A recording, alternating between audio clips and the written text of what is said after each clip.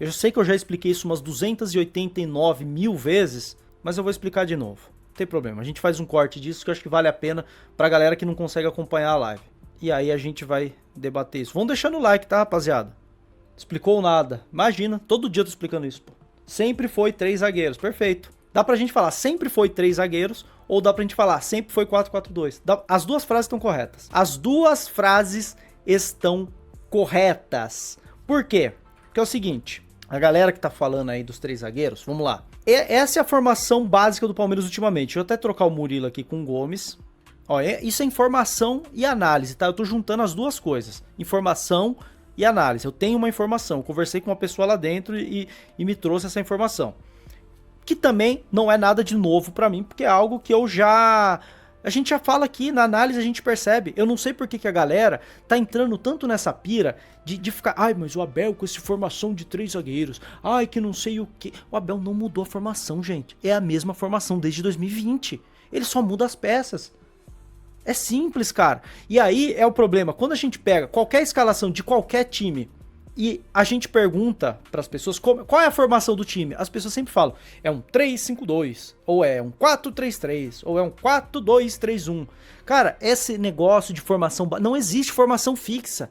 Nenhum técnico monta um time e fala, eu vou jogar no 4-3-3. Isso não existe. Isso é papo para resumir a análise de um time para o torcedor entender. Ah, eu tenho 3 zagueiros, eu tenho uma linha de 4. Isso é só um resumo. Isso é só um resumo. Nenhum time joga no 3-5-2, no 4-3-3, no 4-2-3-1 fixo. Não existe isso.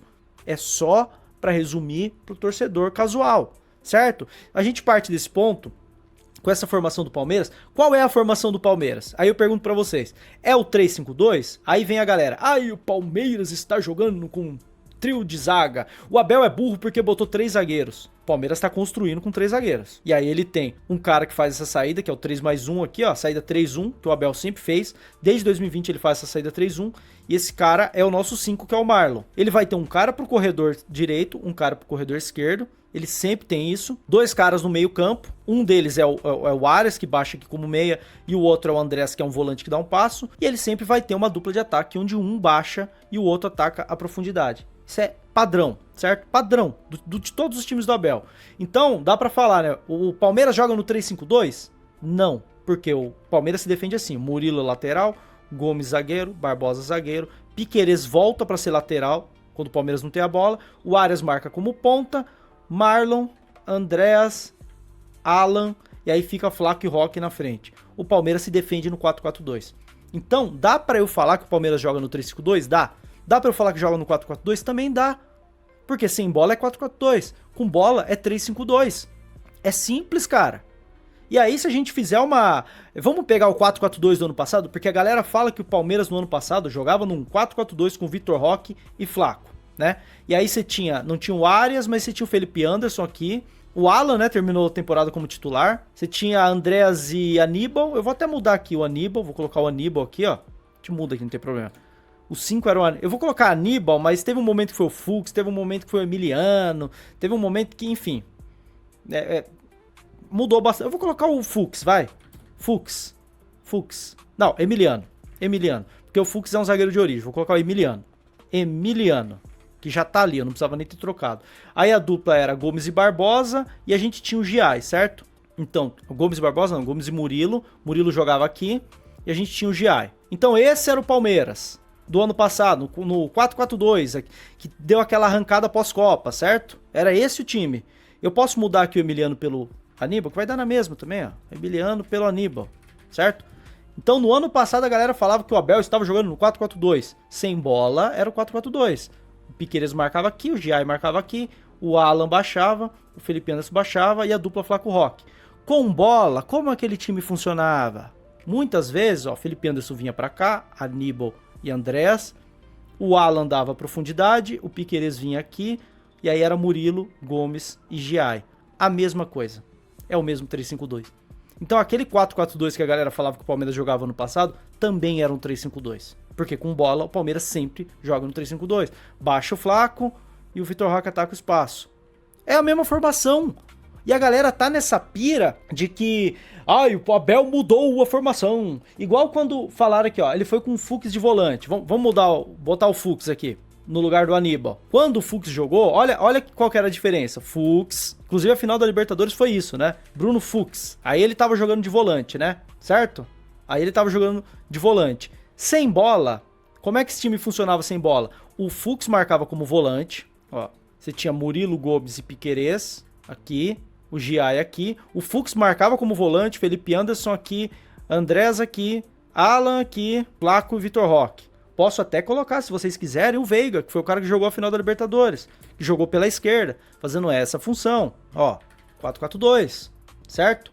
Na hora de atacar, como é que esse time fazia? O Piquerez vinha pra cá, Veiga vinha aqui, o Andrés, ele era esse 1, o Fux vinha aqui como um zagueiro, muitas vezes ele vinha até aqui, né? Como um zagueiro, o Giai vinha aqui e o Alan dava um passo pra dentro. 3-5-2. A mesma coisa. Saída de 3, ó, saída 3 e o Andrés era esse 1. É a mesma coisa, cara. A galera fala de 3 zagueiros, o Abel joga isso desde sempre, pô. Com bola 3-5-2, sem bola 4-4-2. Não tem novo esquema de 3 zagueiros, pô. Era o Kelvin, né? Eu acho que faz até mais sentido. Era o Kelvin, porque o Kelvin é mais ofensivo, né? Era o Kelvin. Você vê como a gente muda? Você vê como a gente muda e dá na mesma? Porque não é sobre peças, pô. A formação do Abel sempre foi a mesma, cara. A formação do Abel sempre foi a mesma. E a galera tá com uma pira agora de falar que ele mudou pra jogar com 3 zagueiros, que ele é burro. Gente, se ele é burro de mudar com 3 zagueiros, eu acho mais burrice de quem não percebeu que não mudou nada, tá ligado? Não mudou nada. E aí, na hora de defender, é isso aqui. E aí é o que eu falo, ó, aí o Kelvin baixava. E aí é o que eu falo, isso aqui é a informação que eu tenho, tá? Eu ouvi de uma pessoa que tá lá desde 2020 que o Abel tem um quadro fixo que não muda a formação, e ele só coloca os jogadores conforme a formação. Por exemplo, o Palmeiras vai lá e contrata o Lázaro, o Abel já coloca ele ali na posição que ele joga. Vamos supor, aqui ó, ele tá com o quadrinho dele.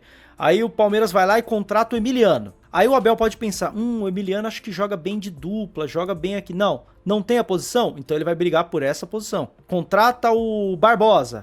Barbosa pode jogar aqui? Não, ele vai jogar aqui.